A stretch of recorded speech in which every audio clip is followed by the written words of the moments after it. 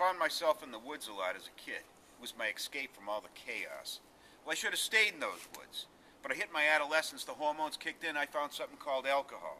A doctor explained to me many years later I had this genetic liver that oxidized alcohol very quickly compared to most people. I was also a hockey player. One of 2 freshmen to make the varsity hockey team in high school.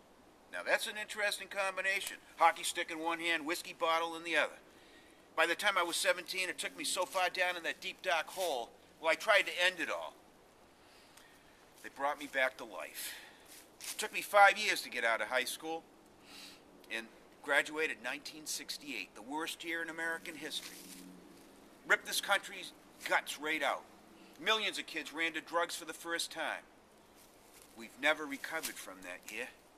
When I was 20 years old, I met an 18-year-old girl. She fell in love with this fool. I asked her father for her hand in marriage.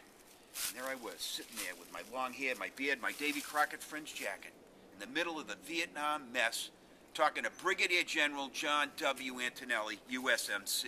You don't have my permission to marry my daughter. Oh, yeah. 3 years of a rocky mess, throwing my bottles, smashing them, my beer cans, walking out on me, and then it happened. See, that lure of the woods, the wild, started beckoning, calling me. I grabbed my wife and our little daughter, 18 months, and went off to the White Mountains in New Hampshire. And that's when I met him.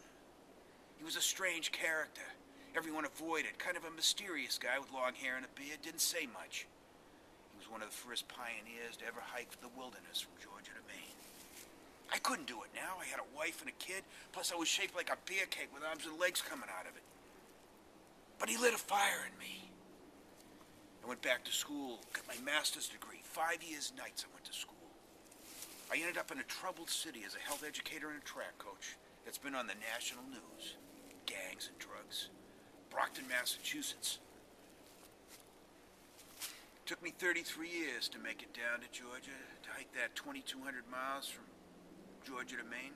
The 23-year-old's got a big kick out of this old Buzzard.